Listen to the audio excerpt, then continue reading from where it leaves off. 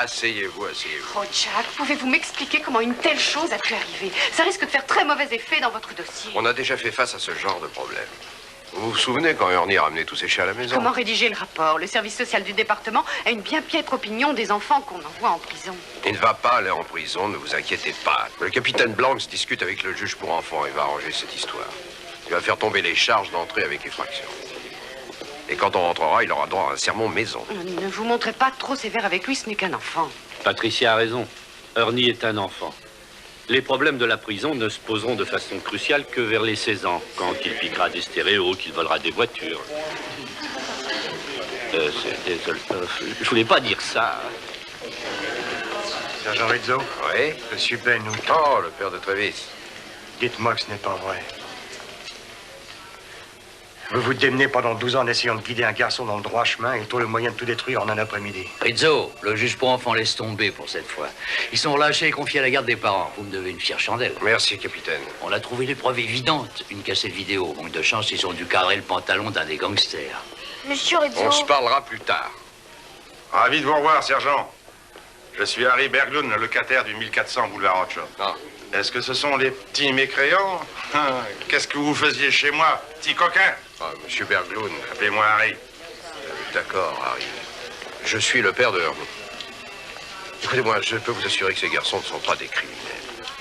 Ils sont coupables d'une trop grande imagination et leur jugement a été léger et hâtif. Harry, ces enfants croyaient que vous aviez réellement kidnappé un type, que vous l'aviez tué et que vous aviez récupéré une rançon. Ah, alors c'est ça. Eh bien, dans ce cas, je comprends tout.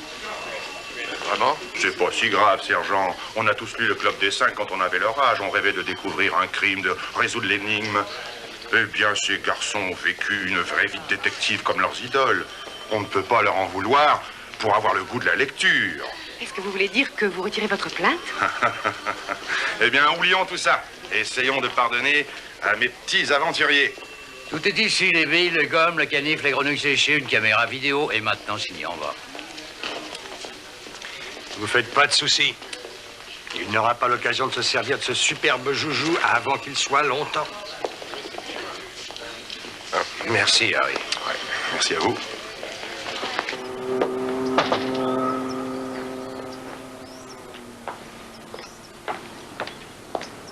Écoutez-moi, je veux que tout soit emballé et embarqué en un temps record. Caméra, téléviseur, enfin tout. Si on emballait tout à chacune de tes petites crises de parano, on n'aurait jamais touché un seul dollar. C'est plus sérieux qu'on ne croyait. Le flic qui est passé l'autre nuit, il habite dans cette rue en face. Son fils est l'un des mômes qui sont entrés dans la maison. Et alors? La pièce est fermée à clé, ils n'ont rien vu du tout. Erreur!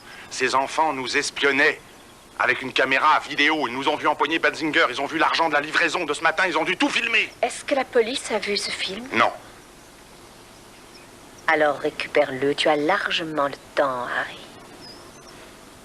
Monsieur Rizzo, Oui, qu'est-ce que tu veux, Ernie? vous êtes bizarre, je vous avais jamais vu comme ça avant. Ernie, je suis comme ça quand je suis en colère. Et si tu veux mon avis, tu ferais bien de t'habituer à me voir dans cet état. Je pensais pas que vous seriez aussi furieux. Sincèrement, je...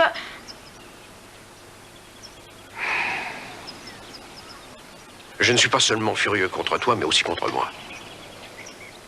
Un père doit savoir prendre le temps de regarder dans un télescope avec son fils. Et lui dire, ça c'est une couverture, ce n'est pas un cadavre. Et le fils doit savoir lui dire, oui, papa, tu as raison, j'ai trop d'imagination, je vais au lit. Ouais, tu ne fais pas arrêter demain matin pour vol avec effraction.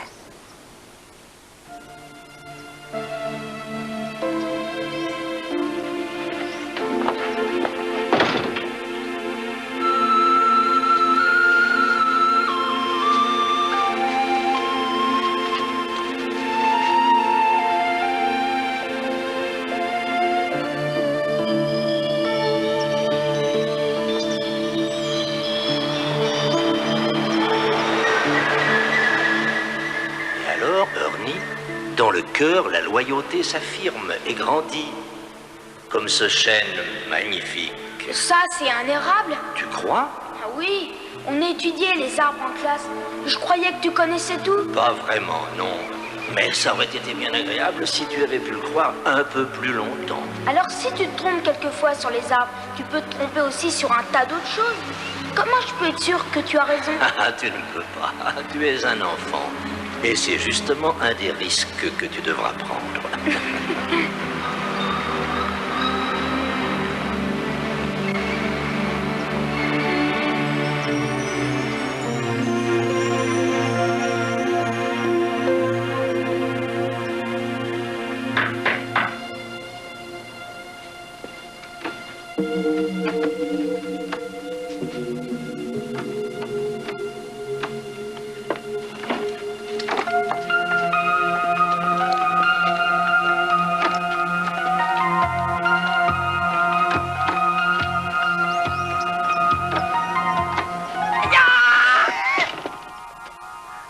Ernie, t'as failli m'assommer. Oui, ça j'ai failli. J'ai frappé. Tu t'es fait sonner les cloches toi aussi? Tu parles, je te raconte pas, mes parents pensent déjà à m'expédier en pension dans une école du New Hampshire. Cette fois, je suis fichu. À moins de convaincre les flics que cette ordure de Berglund est un voyou. C'est ça. Doucement, marche arrière. Tout ça s'est passé tellement vite. Ça va, stop. C'est ça. Tu vois à droite, près de son coude, ça c'est le fric. Je suis pas sûre, c'est assez flou. Ça fait des heures qu'on regarde ce film. Peut-être qu'on cherche à voir des choses qui n'existent pas après tout. Je suis sûre que c'est le fric. Il pouvait peut-être le compter ou quelque chose comme ça. Travis, tu vois cette chose sur la table? À ton avis, c'est quoi?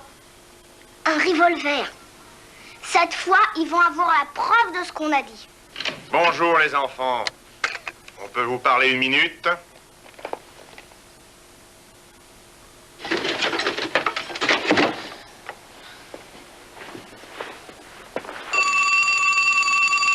C'est sûrement le père d'Ernie. Il veut savoir si son fils est ici. Ouais, c'est bon. Occupe-toi de celui-là. Et qui que ce soit, dis-lui que tu rappelleras. Ernie, et il faut qu'on parle. Ah, tu sais, je suis désolée à propos de cette histoire. Je peux te rappeler? Pourquoi? Tu veux bien? Oui, oui, j'ai quelque chose dans le four. Je t'aime, papa. Ernie a des ennuis, mais appelez papa. Compris. On ne joue plus à cache-cache. Donne-moi le film ou alors je fais la fête à ton copain. Où il est? Ici, il est ici.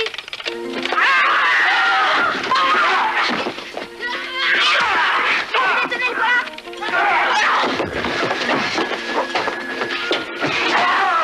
Par ici, par ici.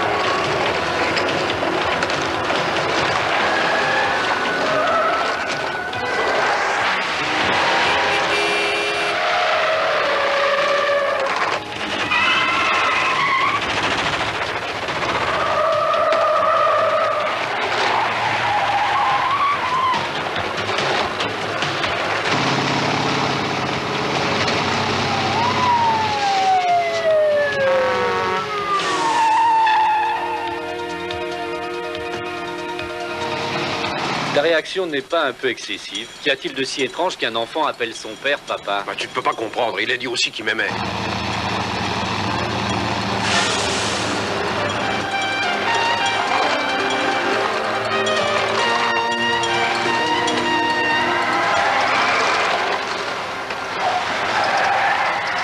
Ah oui, je vois ce que tu voulais dire.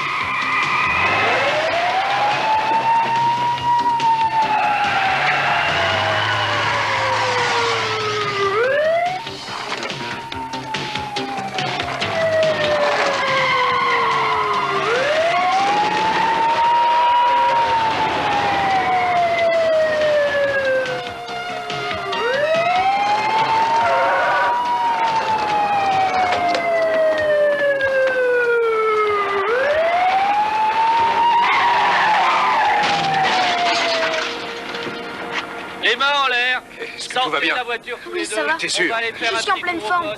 C'est le film de Trévis qu'il voulait prendre. Ouais, j'ai compris.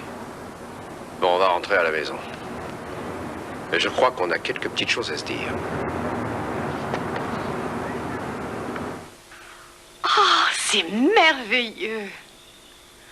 Oh, Jack, c'est merveilleux. Dites-le encore une fois. Je parlais des étoiles. Je crois que c'est magnifique, Kearney, et cette passion qui le rapproche des choses, de la nature. Un microscope aurait aussi bien fait l'affaire. Et ça nous aurait causé moins d'ennuis. Oui. Mais grâce à ce télescope, vous êtes là près de moi cette nuit. Bonsoir, mademoiselle Blake. Monsieur Rizzo vous a montré les constellations? En réalité, il était déjà en train de défier sur un autre sujet. Oh, attends une minute, qu'est-ce que j'ai entendu dire? Tu as appelé Monsieur Rizzo papa? Eh bien oui, tout bien réfléchi. Je trouve qu'un homme comme Monsieur Rizzo ferait un bon père. Ouais, vous voyez, Patricia, ce n'est pas simplement en changeant votre façon d'appeler quelqu'un que vous modifiez les sentiments que vous éprouvez. Enfin, je veux dire, Kearney et moi, on a conclu un accord et on est bien comme ça. Voilà. Enfin, ce que je veux essayer de vous dire, c'est que... Vous l'aimez et il vous aime, et c'est ce qui est le plus important. Oui, quelque chose comme ça. Quelque chose comme ça.